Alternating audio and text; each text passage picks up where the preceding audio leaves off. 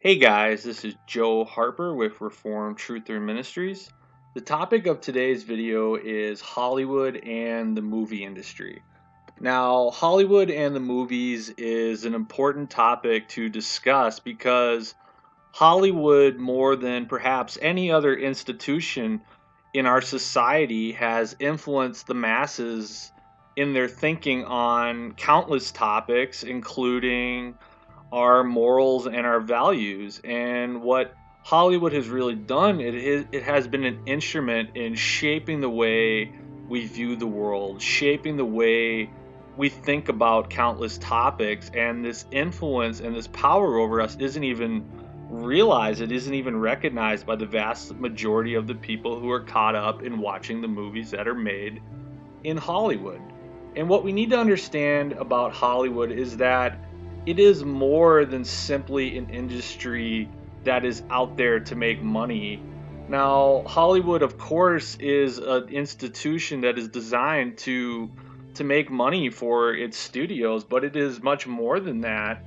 And as we go through this video today, we're going to see that Hollywood has a long history of being connected to the occult, of being connected to various secret societies, and even being connected to the CIA and the American government. So we need to understand that while there is certainly a financial motivation for the making of the various movies that come out of Hollywood, there is also an intentional agenda to use movies to influence their viewers to see the world in a certain way, in a certain light. And Hollywood uses these movies to get people to see the world in the way that they want them to. And this is a very gradual process that is done movie by movie, year by year, and generation by generation. And over time, Hollywood and the institutions that are controlling it have been able to use the movies to shape the way society thinks on countless topics. So that's why it is so important for us to understand the truth about Hollywood, to understand the history of Hollywood, and to understand the dark forces that are standing behind the face of Hollywood, and to understand the dark forces that are in fact controlling Hollywood and the agenda that is at work to control our minds. And I'm going to start today by reading from 1 John chapter 2 verses 15 through 17, because this verse really sums up really the message I am trying to send to us about Hollywood. And this verse reads, "Love not the world, neither the things that are in the world. If any man love the world, the love of the Father is not in him.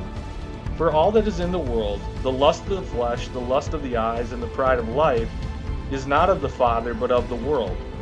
And the world passeth away, and the lust thereof, but he that doeth the will of God abideth forever." Now, I think these verses really sum up a lot of the things that are being talked about here regarding Hollywood, because we are called as Christians to not love the world and the things that are of the world, and the entertainment industry and the movies and the many sinful themes that are portrayed in those movies are certainly things that would be under the umbrella of being of the world and being of the things of the world. And we see exactly that. It talks in this verse about the lust of the flesh, the lust of the eyes, and the pride of life, and these are the very things that are appealed to by the movies that we watch. They appeal to the lust of our flesh, the lust of our eyes, and to the pride of life. And if we didn't have that appeal upon our flesh from the movies, we would have no desire to watch them, because they don't appeal to our spirit, but they appeal to our flesh. And that is a very good reason why, as we're going to see here in this video, it's very important for us to understand the sinful themes portrayed in movies, and as a result, as Christians, to turn away from those things that are pulling us away from God and more toward this system of control that we call the world. So that being said, here I'm going to walk through some of the history of Hollywood, and with an emphasis on showing its connection to the secret societies and to the occult, and its purpose of trying to influence our minds. And I'm going to give a disclaimer here at this point that as part of doing this history, by necessity, I am going to talk about certain Hollywood films and some of the things that are portrayed in these films. But it is not my intention to generate interest in these films in order to get people to go and watch them. As a matter of fact, my intention is the exact opposite. as I've already said, and I'm going to say again at the end of this video, my intention is to get Christians to shut off their TVs, to stop watching these films that are coming out from Hollywood that are full of sinful themes and are brainwashing our minds. So even though I've done some research into Hollywood and have studied some of these films, it is not my intention to generate an interest in watching them, and I am in fact encouraging people to not watch them but to turn away from them. So that being said, I will proceed into giving a history of Hollywood. Now, the film industry in Hollywood got started in the early 1900s in Southern California, and from very humble origins, the movie industry there grew to become, over time, a national phenomenon. And the 1920s and the 1930s was a period where the movie industry in California went through tremendous growth. It was a period of prosperity and success for the movie business, and this period today is looked back on by movie historians as the period that is known as classical Hollywood. And the major motion picture studios were founded by men, all of whom were in fact Jewish.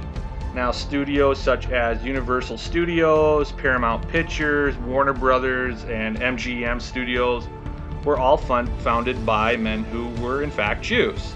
Now, I don't say this at this point in any way to promote any form of anti-Semitism, but merely to establish this as historical fact. And now, none of these men, such as Jack Warner or Daryl F. Zanuck or Carl Laemmle or Louis B. Mayer, were very devout in their Judaism. Most of these men had immigrated from Eastern Europe to the United States, and they wanted to, during their lives, really integrate themselves into American society. They worked very hard to become part of the American way of life.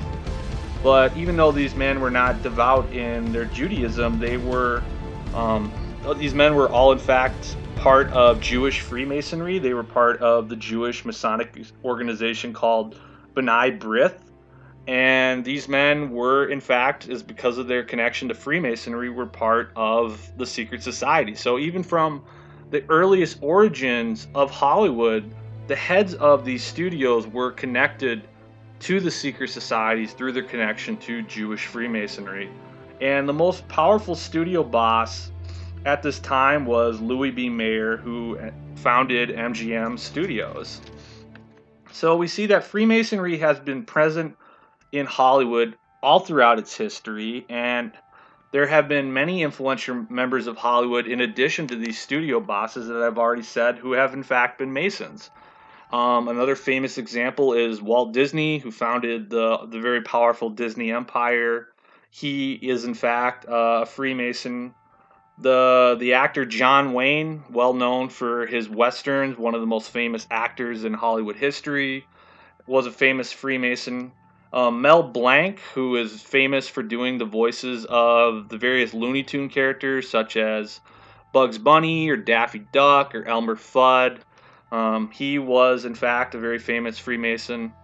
And we also see that Freemasonry has been, at various points in the history of Hollywood, has been portrayed very favorably in the movies. And that one of the most famous examples of this in modern times has been the movie National Treasure, which was put out by Disney, where the Masons were portrayed in the film as these sort of secretive heroes who have protected and guarded this treasure throughout history. And there was much discussion in the film about the connection of the American founding fathers to Freemasonry, and the society was portrayed in a very favorable light, that they were kind of these secret guardians of truth and wisdom throughout history, and they have been kind of guarding democracy from the shadows, and they are portrayed in a very different light than what the true history of the world would show them as. So we see here that the connections to Freemasonry is a very good example of this connection between Hollywood and the occult. Another institution that has had a powerful influence on Hollywood throughout its history has been Roman Catholicism.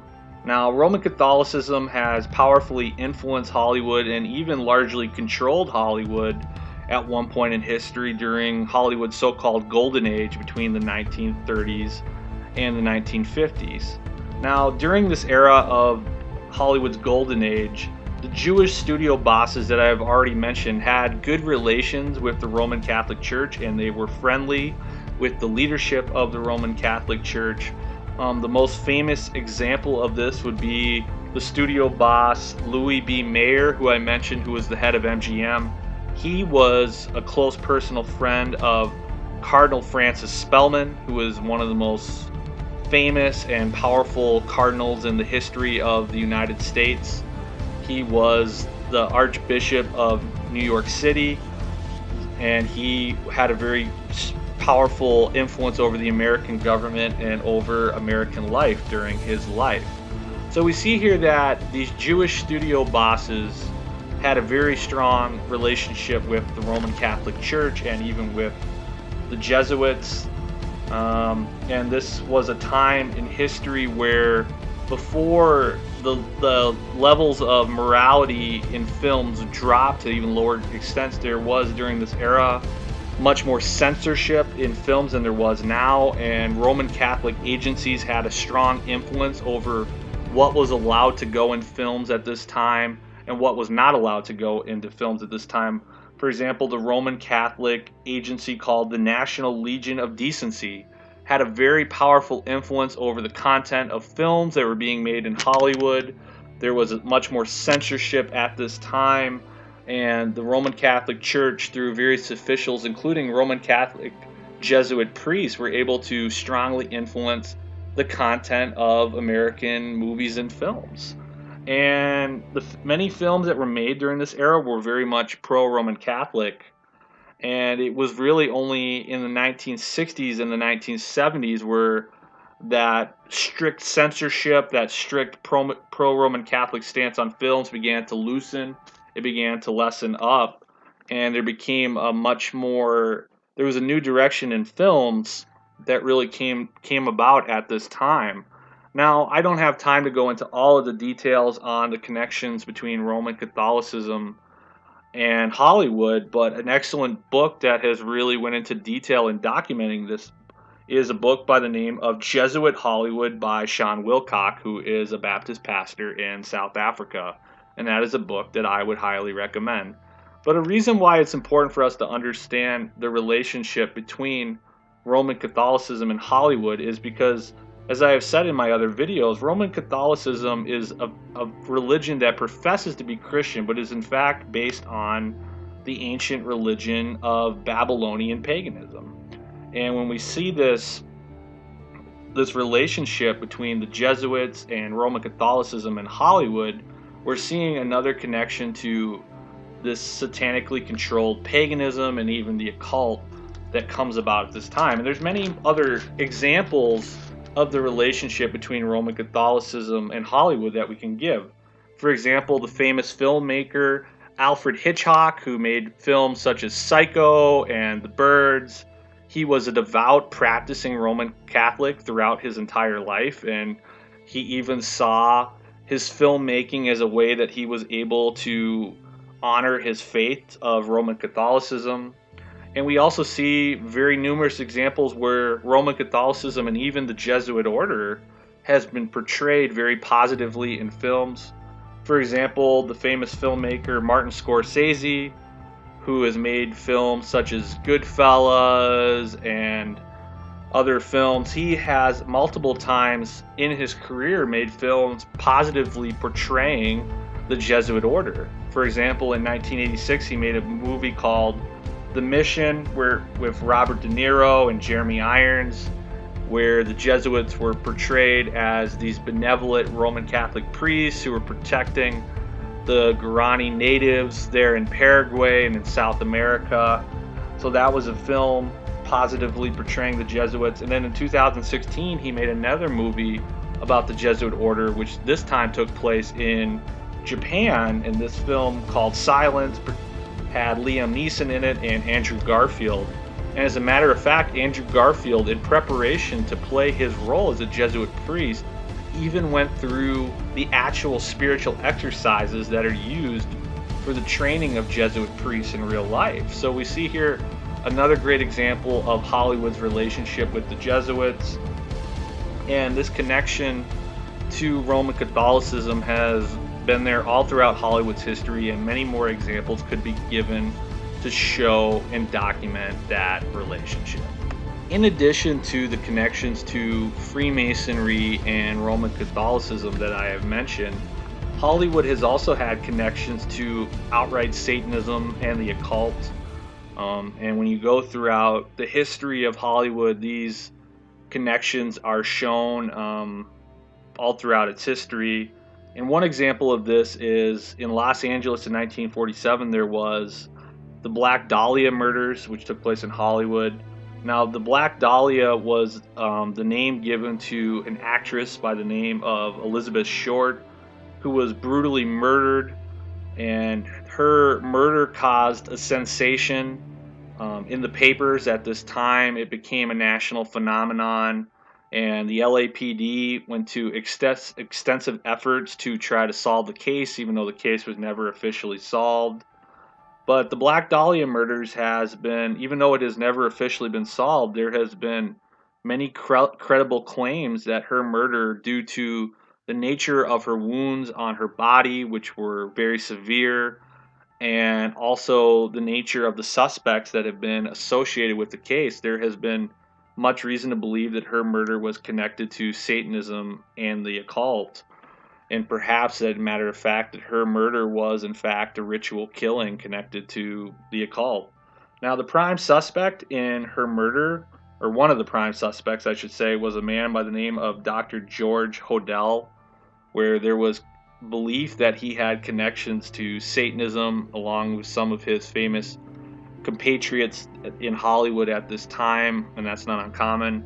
In addition to his connection to the Black Dahlia murders, he was very famously put on trial for charges of incest, and he was known to be associated at extremely wicked parties where things such as orgies would take place. Just a wicked and evil man, and he was connected to a number of famous individuals in Hollywood, and it's very, very likely that he was a part of a satanic cabal, which is the same satanic cabal that has operated through Hollywood throughout the rest of its history. And other examples in the history of Hollywood can be given to connect, that shows the connections that have been there with Satanism all along. Another example is the actress and the model named Jane Mansfield. She was a very beautiful woman, and unfortunately she earned a reputation as a sex symbol in the 1960s when the sexual revolution was taking place. She was an actress in Hollywood and, as I said, a model, and she was very famous or infamous for having a relation with Anton LaVey, who was one of the founders of the Church of Satan. And it's even been wondered if her murder was connected to curses that were sent out by LaVey because of his relationship to the occult. And there's just many dark things surrounding her and her relationship to the LaVey. Another example is the very famous filmmaker named Roman Polanski, who made films such as Chinatown. He made a very satanic movie called Rosemary's Baby, where this woman is portrayed as having a relationship with the devil and even conceiving a child with the devil, and many dark things go on in the film, which I'm not going to talk about further. And this was an era in the 1960s and the 1970s. There was an increase of interest in Satanism and the occult in the United States, and that certainly leaked its way into Hollywood. And Roman Polanski's wife, who was a very beautiful actress by the name of Sharon Tate, was brutally murdered by members of the Manson family cult led by Charles Manson, who certainly had his own connections to Satanism and the occult. And there's been questions throughout history of why was Tate murdered as the way she was by the members of Manson's cult? What relationship, if any, did she have to Manson and the cult? What relationship did Roman Polanski and Sharon Tate have to Satanism in their own rights? There's just many questions surrounding these actors and these actresses and these filmmakers. And even though there is always this deniability that is given by many, when you look throughout the entire history of Hollywood, you always see there's this dark underbelly that is always right there. And another example of this is the very famous filmmaker named Stanley Kubrick. His last film that he made before his death was a film named Eyes Wide Shut, which had actors Tom Cruise and Nicole Kidman. And a very dark film. I highly recommend staying away from it. It portrayed a sexual underworld, but near the end of the film, there's this portrayal of an occult ritual, which in real life was actually filmed at a Rothschild mansion. In this occult ritual, many researchers credibly believe, and I believe this is true, that Kubrick was portraying the occult rituals that he knew went on in real life, that he had seen during his own life, and for whatever reasons, he felt motivated to show these things through the medium of his films. And Tom Cruise in the movie ends up going to this ritual and he sees what's going on in the mansion. And there's many other things that take place in the film. But Kubrick's portrayal of this ritual shows that he almost certainly had knowledge of the secret societies operating in Hollywood and even outside of Hollywood. He understood the things that were going on, and he decided to try to expose it, to portray it, to show the world what was going on, veiled through the medium of film. And it's interesting, even as I mentioned Tom Cruise, he's a great example of another connection to the occult, where he is one of the most famous members in Hollywood. He's a member of the religion of Scientology, and as I've said in other videos, Scientology was founded by Ron L. Hubbard, who in his life famously had a relationship with Aleister Crowley. And there's been other things that show the dark side of Hollywood. Even in recent years, we saw the many allegations that came out surrounding Harvey Weinstein, and there's many other things that could be talked about in more detail. But we just see here that Hollywood has always had this dark underbelly connected to it, and most of us have always really known that all throughout our lives. It's one of those things that we really know is true, but we just don't want to talk about. It's one of those things that is taboo because movies are such a part of our life. Hollywood is such a part of the American way of life that it's really an inconvenient truth at times to talk about the truth surrounding Hollywood. But even as we talk about Hollywood's relationship to the secret societies and even to the occult and to Satanism, we can take things a step further and talk about the historical fact that Hollywood has even had a relationship with the Central Intelligence Agency known as the CIA and the American government. And the CIA is an organization that has long cared about controlling the minds of the masses. It is an organization that claims to be about intelligence gathering, but in fact is about power and control, and it is therefore really cared about controlling the minds of greater society, and has even resorted to extreme measures such as mind control in order to accomplish those goals. Now, we know about the history of the CIA being connected to mind control. The most famous example of this is the MK Ultra program. Now, MK Ultra was a CIA program that began in the 1950s, in the year 1953, and it was a program with the intention and purpose of experimenting on human patients with various means of accomplishing mind control, or experimenting with various mind control techniques. And examples of things they used in their experimentation was hypnosis, shock therapy, and the use of various drugs. The most famous drug that they used on patients was LSD. And now this program was eventually exposed to the American public, and it officially ended in the 1970s, even though in reality it has almost certainly gone on behind the scenes ever since then. And even as as the CIA experimented with the various means of controlling the minds, very early on in their history, they began to realize the potential of entertainment, of movies, of the media as a means of exercising control over the masses. And another CIA program that came about in order to influence American media was an operation by the name of Operation Mockingbird. Now, Operation Mockingbird was another CIA program that was designed to influence, manipulate, and even control the American media and entertainment industries. And one of the main ways in which they were able to accomplish this was by building a relationship with the various studios that existed in Hollywood.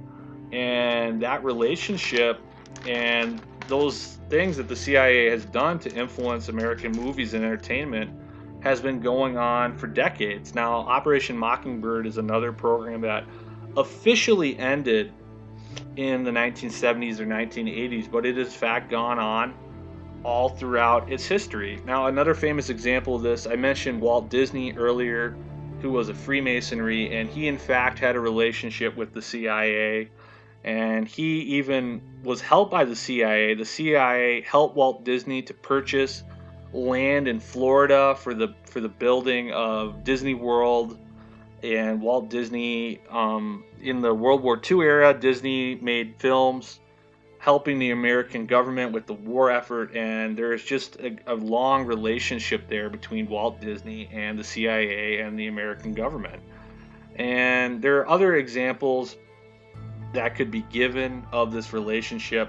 To a limited extent, the relationship between Hollywood and the CIA was even portrayed in the movie Argo, starring Ben Affleck, where Hollywood helps the CIA to make a fake movie in order to help get operatives out of Iran. And that was another great example of what the CIA has been doing. So the CIA has had an agenda to put things into our movies, and they're not the only institution that's doing this. They are only one of many institutions, but they are putting things into our movies that they want us to see, certain themes, certain images, in order to influence our thinking about topics, to influence thinking on our minds. And this is the same thing that the secret societies are doing, the same thing that these occult and satanic forces in Hollywood are doing, is they're putting things into our movies that they want us to see in order to influence our minds, to influence our thinking. And they are able, by molding and shaping the way that we think about things, they are in fact exercising control over us and exercising control over our society. And there's a great number of examples of this. This is what has been called programming. And it's really interesting that when you watch your television, it is historically, when you'd watch a TV show, it has been called watching a program.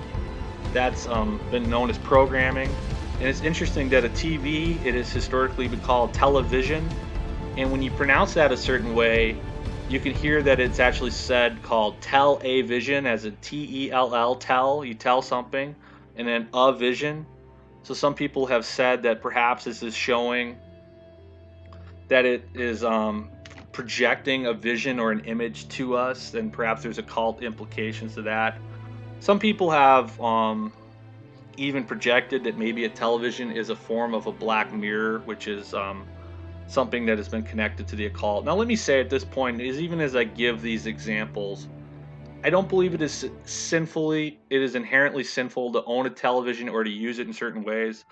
A TV is just a piece of technology. It's a neutral medium. It's not inherently sinful. And there are certain things as Christians we are able to watch on our TVs, such as documentaries or certain other things that are edifying and helpful to us. I'm only portraying the way that this technology has been used for evil. And even as I give potential examples to the occult, I'm not promoting a legalism that says we cannot use any of this technology for good. What we need to understand is that there has been things put on our TV screens in order to control us, influence, and even brainwash us. And a great example of this is that Hollywood has filled our movies and our TV shows with occult images. This is seen all throughout various movies and TV shows. You'll see occult symbols veiled in our movies, or even actors and actresses will make certain hand gestures. And certain conspiracy theorists of truth theorists have dedicated a great amount of time to trying to expose these images in our films and movies. And even though that's helpful, at times we can give too much attention to it. But it's not wrong to recognize that those things have been put there and to recognize what they are.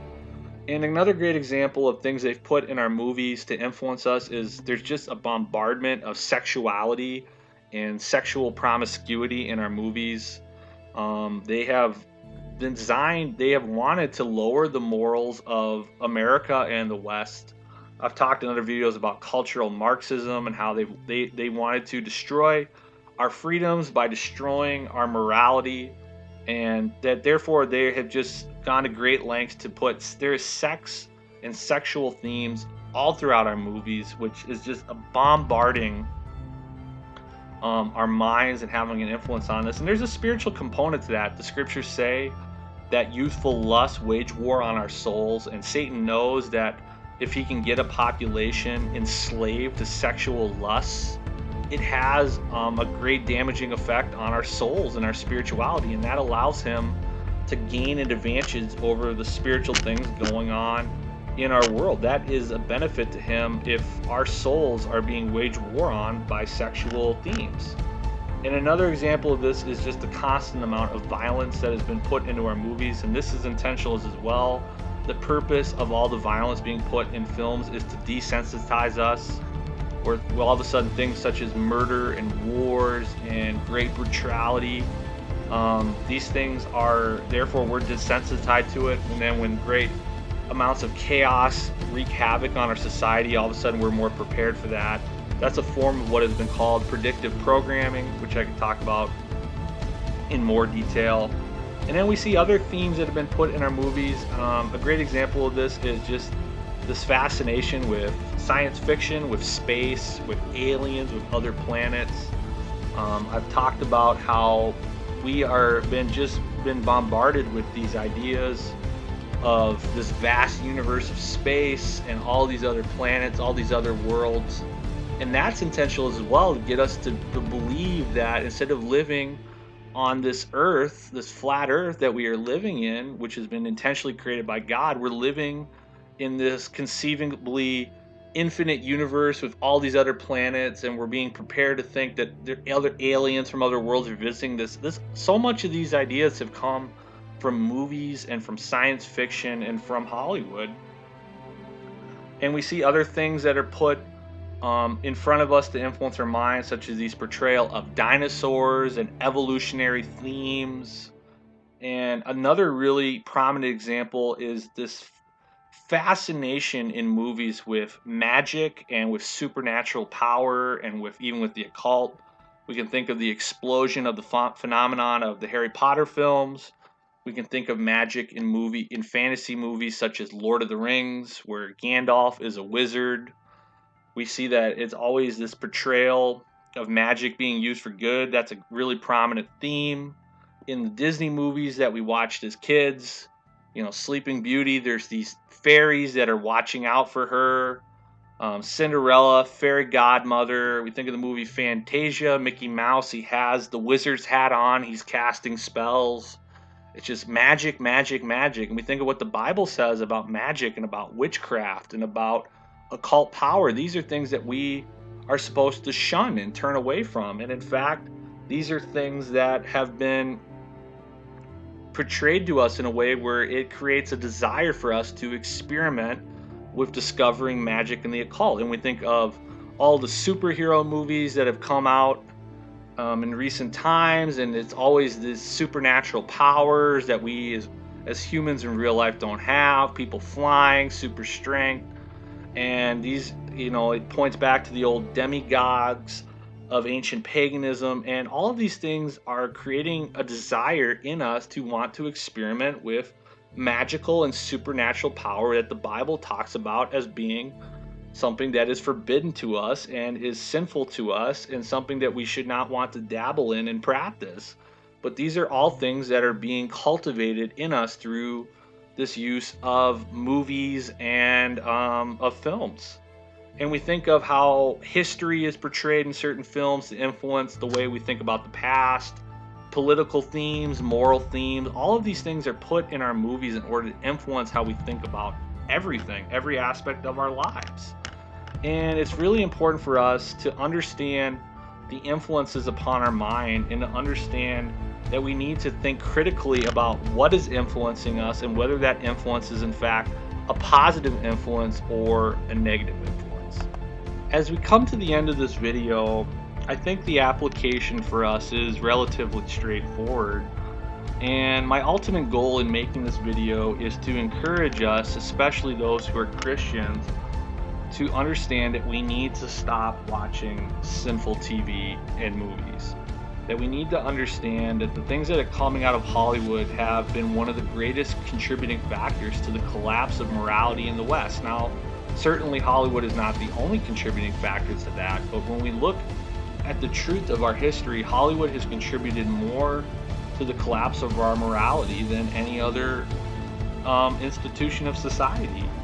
And we really need to understand that these things that we're watching, these dramatic movies and television shows, they're filled with sinful content, sinful themes, and we just simply need to stop watching them. It's not what the Lord is calling us to. They are not helping us, and in fact, they are hindering us much more than we probably even recognize or realize. Now, my second point of application is, as I've already said, we need to critically think about how Hollywood is influencing us, and we need to critically think about how the various movies and films we have watched have really influenced the way we view various topics. Because once we begin to just simply take a step back and think about, when we understand that there has been an intentionality for us to be influenced by these movies, and we start to critically think, well, how has that influenced us, and what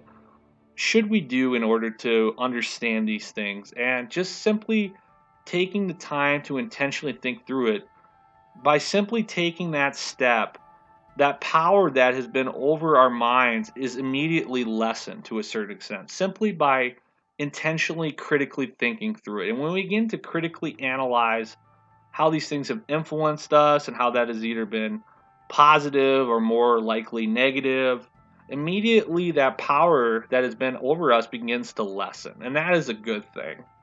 And the final thing that we need to do as Christians is simply to tell others the truth about Hollywood, to research these things for ourselves, to research the truth about Hollywood, to research the history of it, to understand what is going on, and when it's appropriate, when it is a wise time to share, to talk to others, especially other Christians, about the spiritual influences over Hollywood and encourage them to stop being influenced by their content, and simply to take those steps to share the truth with others.